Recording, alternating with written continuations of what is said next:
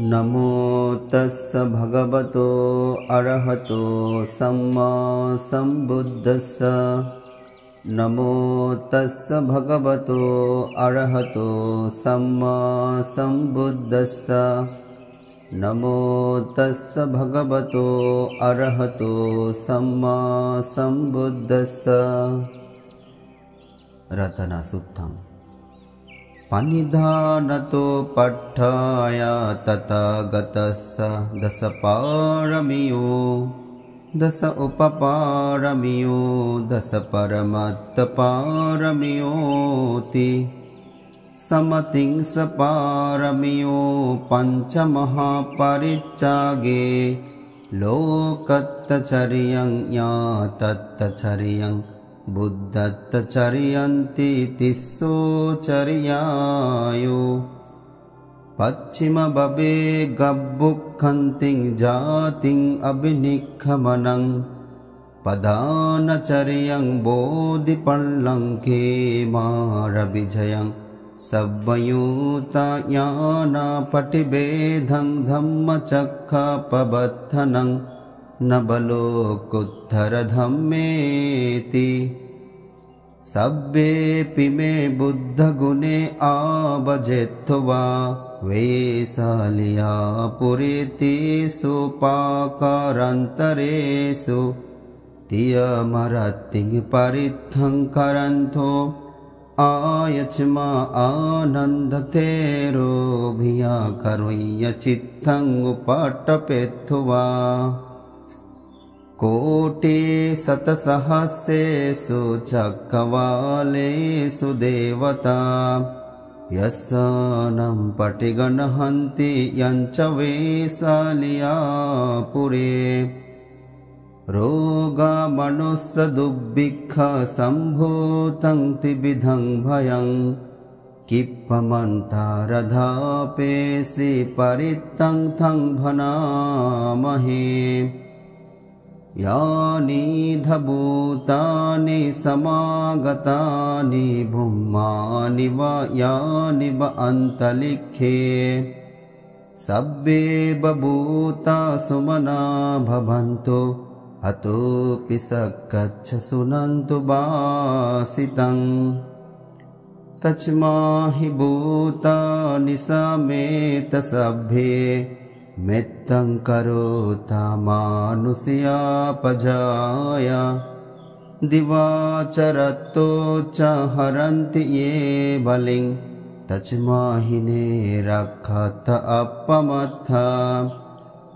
यं किञ्चिबित्थं इदवाहुरं वा सघ्येषु वा यं रतनं पनीथं ननो समं अत्ति तथागतेन इदंपि बुद्धेरतनं पनीतं एतेन सच्चेन सुबत्ति होतु खयं विरागं अमतं पनीतं यद जगसख्यमुनि समाहितो न तेन धम्मेन समत्ति किञ्चे इदंपि धम्मे रतनं पनीतं एतेन सच्चेन सुबत्ति होतु यं बुद्धसेट्ठो परिभण्णये शोचिं समाधिमानन्तरिकं यमाहु समाधिना तेन समो न विज्जति इदंपि धम्मे रतनं पनीतं एतेन सच्चेन सुबत्ति होतु ये पुग्गला अट्टशतं पसत्था चत्तारि एतानि युगानि हुन्ति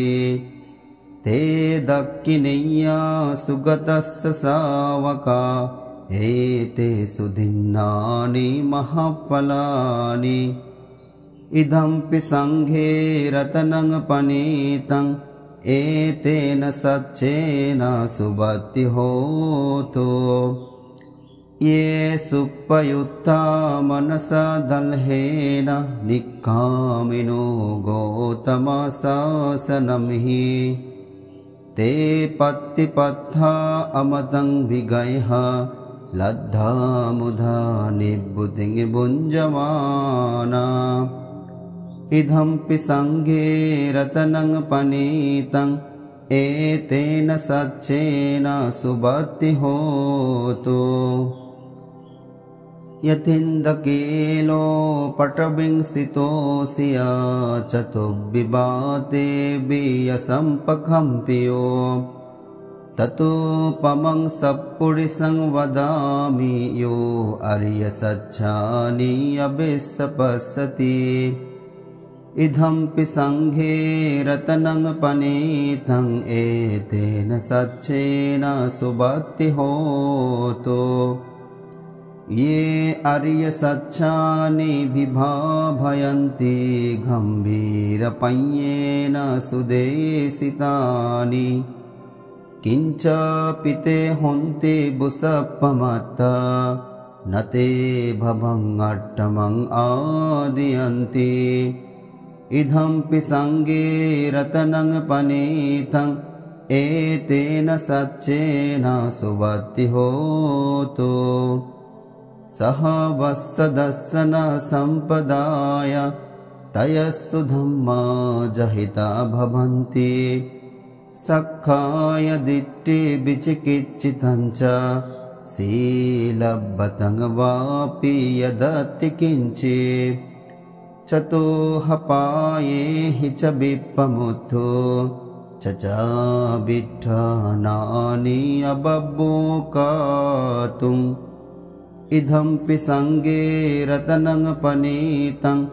एतेन सच्चेन सुबत्ति होतु किञ्चापि सुकम्मं करोति पापकं कायेन वाचा उदचेतसा वा अबब्बोसु तच्च पटिच्छदाय अबब्बता दिट्टपदस्य बुद्धा इदम्पि संघे रतनं पनीतं एतेन सच्चेन सुबत्ति होतु बनप्पगुम्बे यथा पुस्सितग्घे गिम्हानमासे पटमचिमिङ्गिमिः ततोपमं धम्मवरं अदेशै निब्बानगामिं परमं हिताय इदम्पि बुद्धिरतनं पनीतं एतेन सच्चेन सुबत्ति होतु बरो बरञ्यो बरदो बराहरो अनुत्तरो धम्मवरं अदेशै इदम्पि बुद्धिरतनं पनीतं एतेन सच्चेन सुबत्ति होतु खेनं पुराणं नभं नत्ति सम्भवं विरक्तचित्ता आयति के भवच्मिन् ते कीन बीजा अविरुल्हिच्छन्दा निभन्ति धीरायतायं पदीपो इदम्पि संघे रतनं पनीतं एतेन सच्चेन सुबत्ति होतु यानि दभूतानि समागतानि भुम्मानि वा यानि वा अन्तरिक्षे तथागतं देवमनुष्यपूजितं बुद्धं नमस्सामः सुबत्ति होतु यानि दभूतानि समागतानि भुम्मानि वा यानि वा अन्तरिक्षे तथागतं देवमनुष्यपूजितं धम्मं नमस्सामः सुबत्ति होतु